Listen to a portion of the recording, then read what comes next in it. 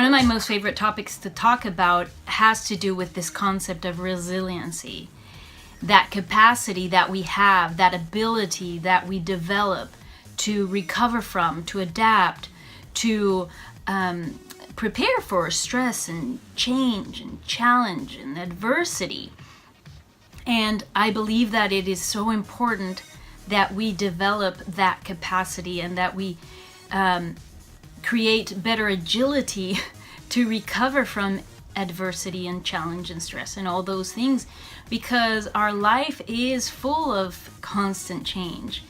If something that we can be certain about is that change is the only thing that is constant.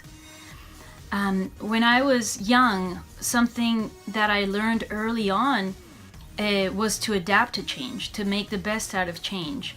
And I believe that my experiences, I went to 8 elementary schools in 2 different languages in 2 different continents.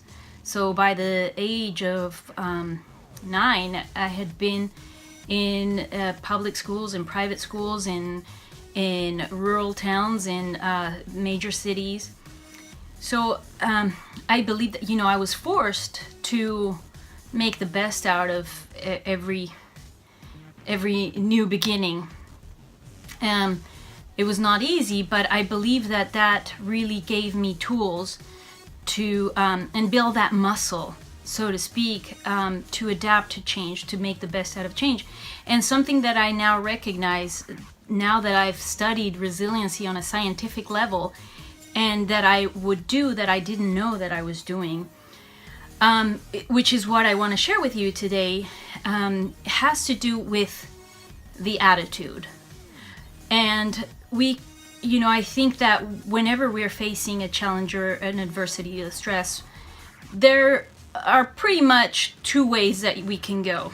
We can be on the negative end, or we can be on the positive end. We could be optimistic about it, we could be pessimistic about it. And I think, number one, if we acknowledge, I would say that would be my first step, is to recognize, to be self-aware that we are going through a life situation that is challenging, a life change. Some are evident, some we don't even know we're going through a change, like hormonal changes, you name it. But and some are pretty clear, it's pretty evident. For myself, going through divorce, as a mother, having children, that's a major life change. Being away from my family, we all have our experiences that in our beautiful lives. But I think that something that is so crucial is that, number one, is to know that we're going to constantly be going through challenging situations, and maybe as we age, they might seem even more challenging. But so basically, I think that the concept about being optimistic, being pessimistic, and so the science behind being optimistic is what I want to get down to with you, is that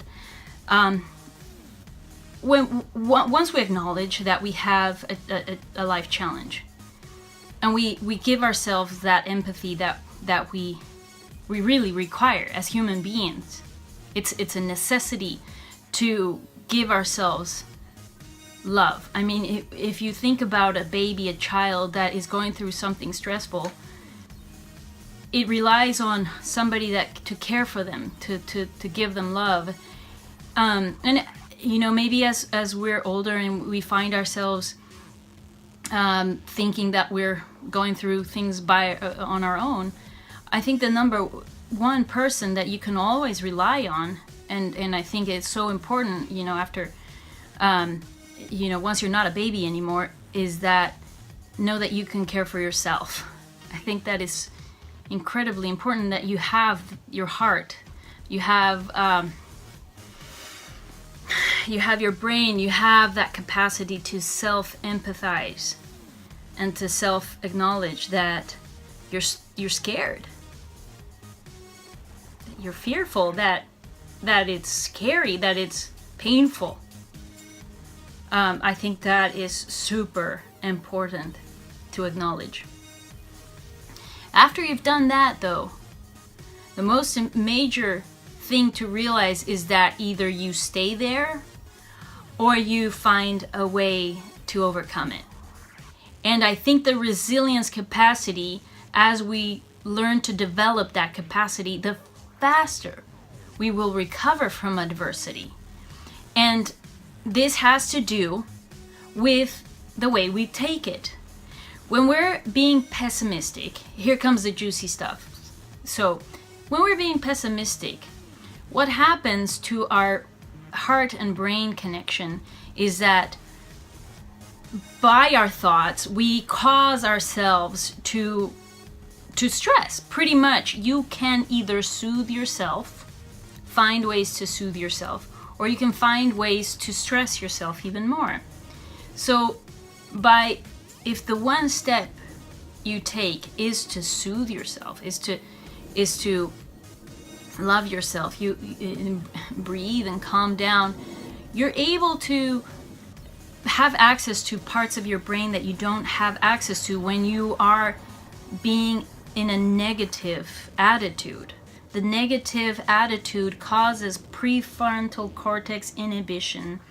It causes our heart to be in a arrhythmic pattern, which it disables our capacities to problem solve, to think clearly. Whereas if you're on the other side of the spectrum, you're being loving and positive and optimistic in the best way that you can for whatever situation you're going through, in the best of your ability, you're being optimistic, a little optimistic. You are literally able to open up parts of your brain that you don't have access to otherwise, and you can problem solve whatever you're going through, find a way to recover from. And that is really truly something that takes practice.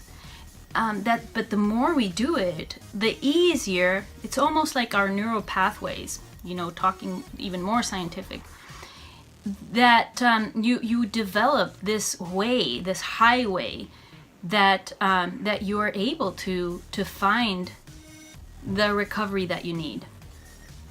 So I would encourage us to develop that capacity to be optimistic, to find a way to prepare for whatever's coming next. So I hope this helps. Create that habit. Small wins is the best way to get started. So, any small challenge, adversity, pat yourself in the back for recovering from it, for adapting to it, for coming out of it, and celebrate those wins, and let your body know that it has that capacity. All right, well, see you around. I hope this helps. Leave your comments below, and make sure you follow me on Twitter, Instagram, subscribe to YouTube and Facebook. Love you guys.